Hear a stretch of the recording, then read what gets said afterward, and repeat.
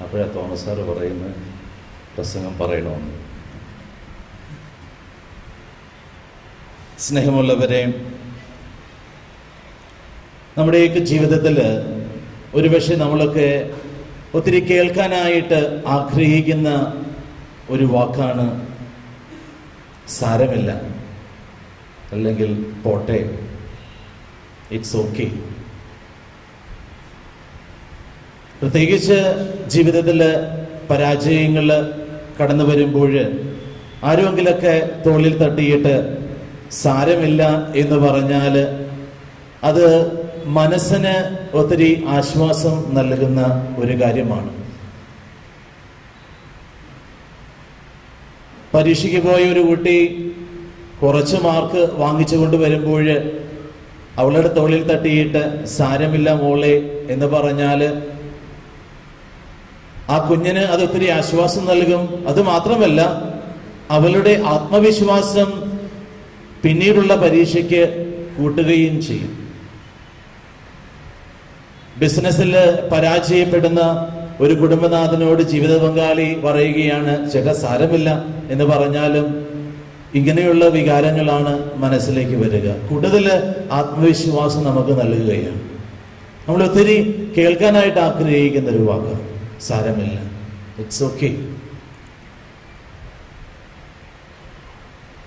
ഞാൻ നിന്നെ വിധിക്കുന്നില്ല എന്നാണ് ഈശോ ഇന്ന് സുവിശേഷത്തില് ഈ പാവനിയായ സ്ത്രീയോട് പറയുക.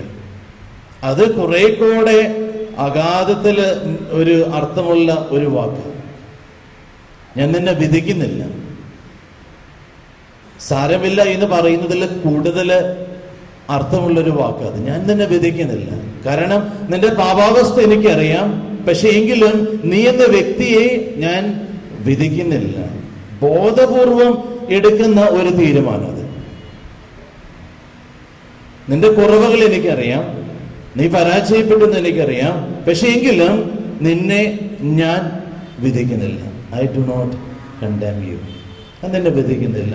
ഒരു വ്യക്തി അറിഞ്ഞുകൊണ്ട് പ്രാർത്ഥിച്ച് എടുക്കുന്ന ഒരു തീരുമാനം അത്. താൻ സംസാരിക്കുന്ന വ്യക്തിയോട്, താൻ ഒരുമിച്ച് ജീവിക്കുന്ന ആ വ്യക്തിയോട് ക്ഷമിക്കുന്നു എന്ന് പറയുന്നതിന് തുല്യമാണത്. ഐ ആം വിത്ത് യു, ഞാൻ നിന്നോട് കൂടെയുണ്ട്. നിന്റെ ഈ പരാജയത്തില് നിന്നെ ഞാൻ മാറ്റി നിർത്തുന്നില്ല. ഐ ആം വിത്ത് യു എന്ന് പറയുന്നത് ഈശോ അങ്ങനെയുള്ള ഒരു വാക്കാണ് ഈ വ്യഭിചാരത്തിൽ പിടിക്കപ്പെട്ട സ്ത്രീയോട് പറയുക. ഞാൻ നിന്നെ വിധിക്കുന്നില്ല. ഐ ഡു നോട്ട് കണ്ടം യു. ആത്മീയമായിട്ട് ഒത്തിരി വളർന്ന് വ്യക്തികൾക്ക് മാത്രമാണ് ഇങ്ങനെ ചിന്തിക്കാനായിട്ട് സാധിക്കുക എന്നുള്ളത്. ആത്മീയതയിൽ നമ്മൾ എത്രമാത്രം വളരുന്നുവോ അത്രമാത്രം മറ്റുള്ളവരുടെ തെറ്റുകള്, മറ്റുള്ളവരുടെ കുറവുകള് ഒക്കെ മനസ്സിലാക്കാനും ഒക്കെ നമുക്ക് സാധിക്കുന്നത് ഈ ഒരു ആത്മീയ ചൈതന്യം ഉള്ളില് നിറയുമ്പോഴാണ്. ഫ്രാൻസിസ് മാർപ്പാപ്പയുടെ ഒരു പുസ്തകമുണ്ട്, the name of God is mercy. ദൈവത്തിൻ്റെ പേര് കരുണയും. സാറിന് കരുണയെ കുറിച്ച് ഒത്തിരി പറയുന്നുണ്ടായിരുന്നു. വിശുദ്ധ കുർബാന തന്നെ കരുണയാണ്. അപ്പോൾ അദ്ദേഹത്തിൻ്റെ പുസ്തകത്തിൽ അദ്ദേഹം തൻ്റെ ഒരു അനുഭവം വിവരിക്കുന്നുണ്ട്. അദ്ദേഹം കർദിനാൾ ആയിരിക്കുന്ന സമയത്ത് ഉണ്ടായിരുന്ന ഒരു അനുഭവമാണ്. തൻ്റെ കർദിനാളല്ല, അച്ഛനായിരിക്കുന്ന സമയത്തുള്ള അനുഭവം. ഒരു സ്ത്രീ ഈ ഫ്രാൻസിസ് മാർപ്പാപ്പയെ എപ്പോഴും കാണാനായിട്ട് വരുമായിരുന്നു. ആ സ്ത്രീയുടെ ഭർത്താവ് മരിച്ചിരുന്നു. മക്കളെ വളർത്താനായിട്ട് ഒത്തിരി ബുദ്ധിമുട്ട്, ജോലിയില്ല. അങ്ങനെ കഷ്ടപ്പെടുന്ന ഈ സ്ത്രീ എപ്പോഴും പാരിഷിൽ എന്തെങ്കിലുമൊക്കെ സഹായത്തിനായിട്ട് ഈ അച്ഛൻ്റെ അടുത്ത് വരുമായിരുന്നു. അപ്പോൾ സാധിക്കുന്ന സഹായങ്ങളൊക്കെ ഈ ഫ്രാൻസിസ് ആ പിതാവ് കൊടുക്കുമായിരുന്നു. ഒരിക്കലും ഒരു ക്രിസ്മസ് സമയത്താണ് ഈ സ്ത്രീ ഫ്രാൻസിസ് മാർപ്പാപ്പയെ കാണാൻ വരികയാണ്.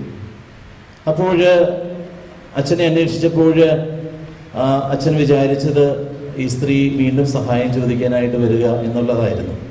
പക്ഷെ ആ സ്ത്രീ വന്നിട്ട് അച്ഛനെ കണ്ടുകൊണ്ട് പറഞ്ഞു, അച്ഛാ, ഞാനിന്ന് വന്നിരിക്കുക അച്ഛനോട് നന്ദി പറയാൻ വേണ്ടിയിട്ട്. അതുകൊണ്ട് താങ്ക് യു.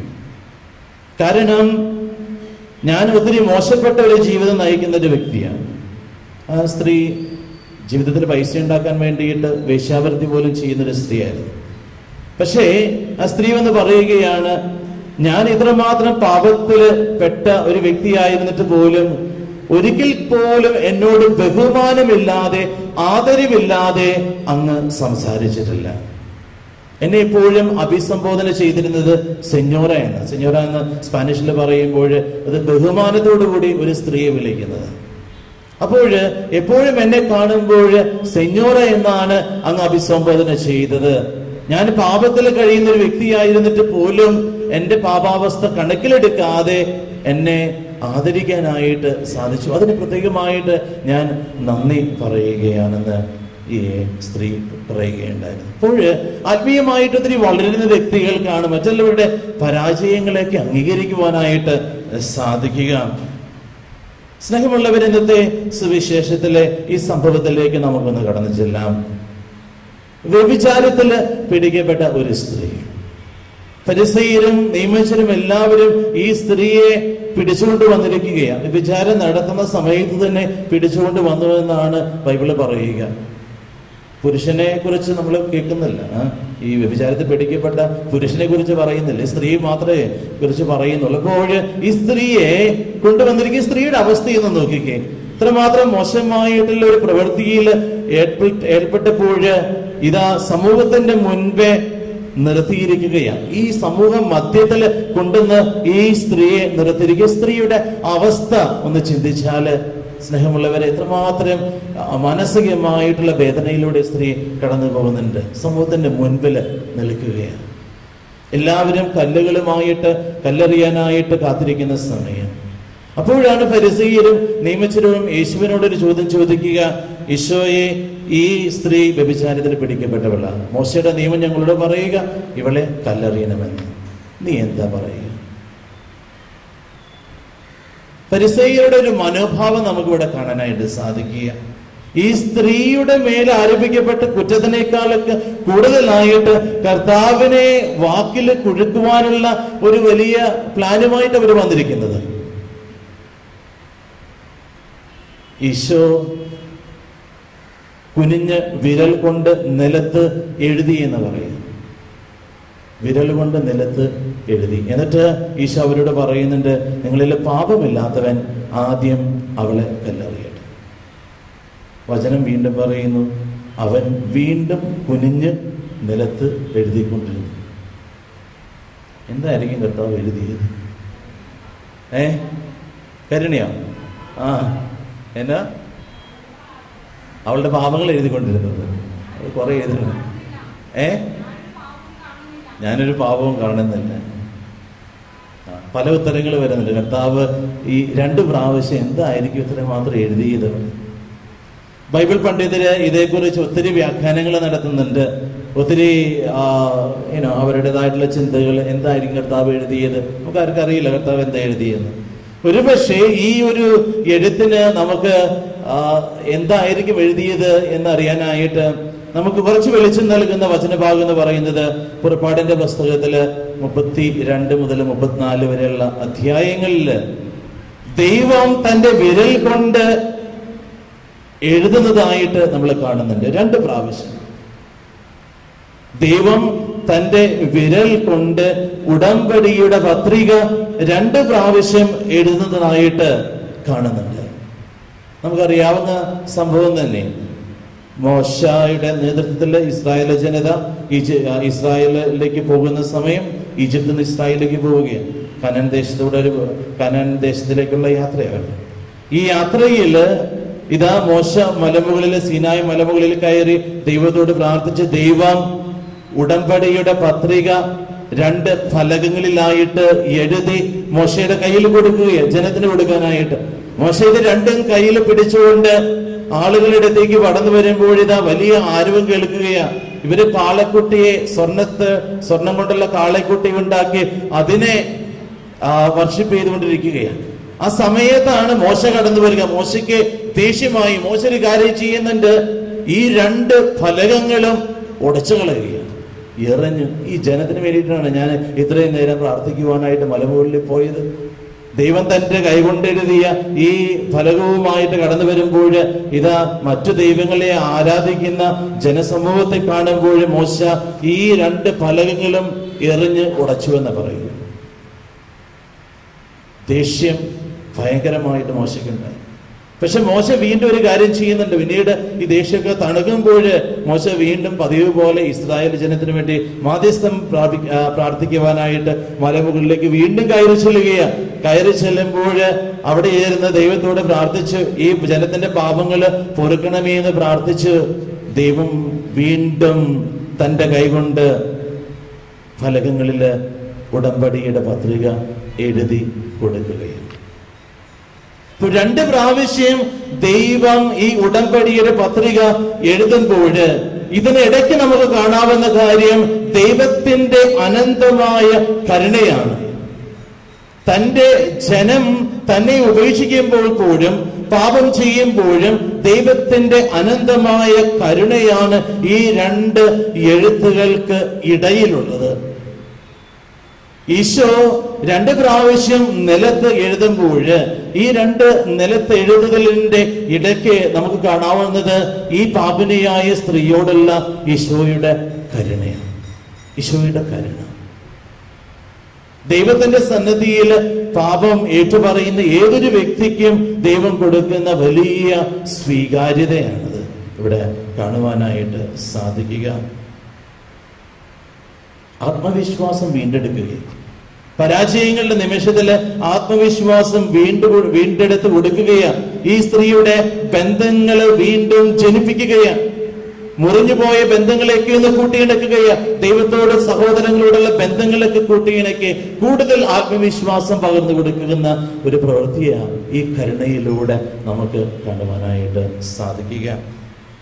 ഫ്രാൻസിസ് മാർപ്പാപ്പ ഒരിക്കല് ഒരു ധ്യാനം നടത്തുന്ന അവസരത്തിൽ ഈ ഒരു സംഭവത്തെക്കുറിച്ച് വിവരിച്ച് ക്ലാസ് എടുക്കുമ്പോൾ ആ ക്ലാസ്സിലിരുന്ന് ഒരാൾ ചോദിച്ചു, മാർപ്പാപ്പ അല്ലായിരുന്നു, അതിന് മുൻപായിരുന്നു, അച്ഛാ ഈ സ്ത്രീ വ്യഭിചാരത്തിൽ പിടിക്കപ്പെട്ട സ്ത്രീ അവള് കർത്താവിന്റെ കരുണ അനുഭവിച്ചതിന് ശേഷം വീണ്ടും ആ പാപത്തിലേക്ക് അവള് കടന്നു ചെന്നിട്ടുണ്ടാകുമോ എന്ന് മാർപ്പാപ്പയോട് ചോദിച്ചു.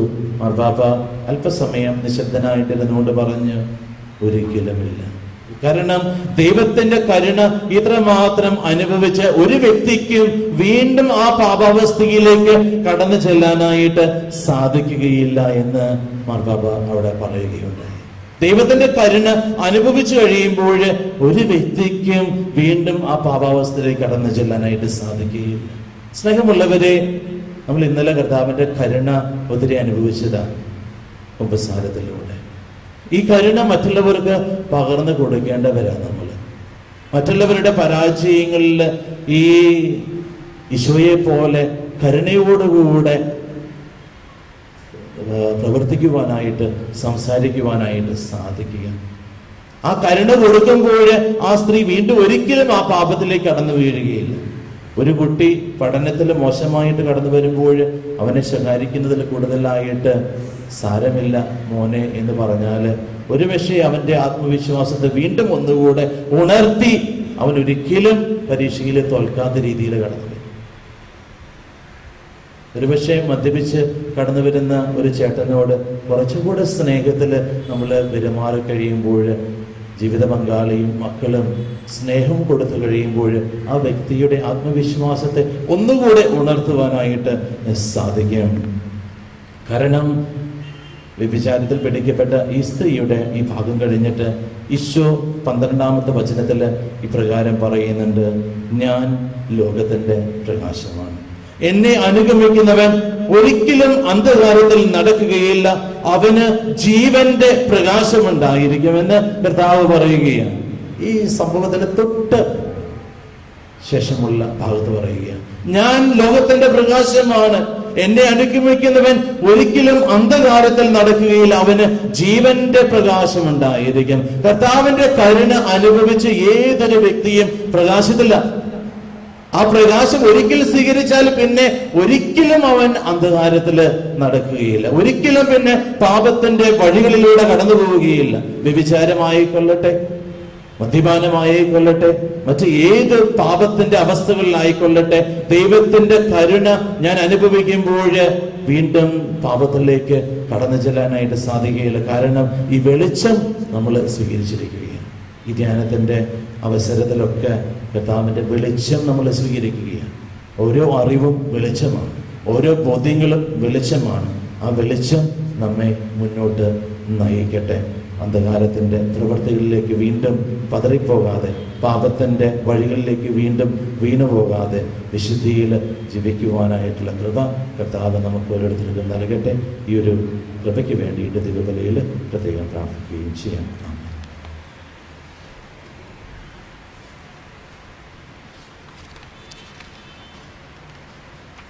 നമുക്ക്